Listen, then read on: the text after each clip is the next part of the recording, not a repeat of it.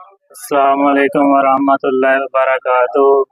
نحمدہ و نصلی علی رسول الکریم، اما بعد، اعوذ باللہ من الشیطان الرجیم، بسم اللہ الرحمن الرحیم۔ کل نفس ذائقۃ الموت۔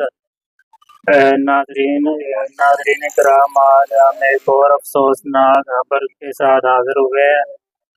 ہماری جماعت اہل حدیث کے ایک بہت ہی اچھے اور پیارے خطیب مولانا یحییٰ یزدانی صاحب، جو آج اس دنیا سے رخصت ہو گئے ہیں، چلے گئے ہیں۔ اللہ ان کی مغفرت فرمائے اور درجات بلند فرمائے۔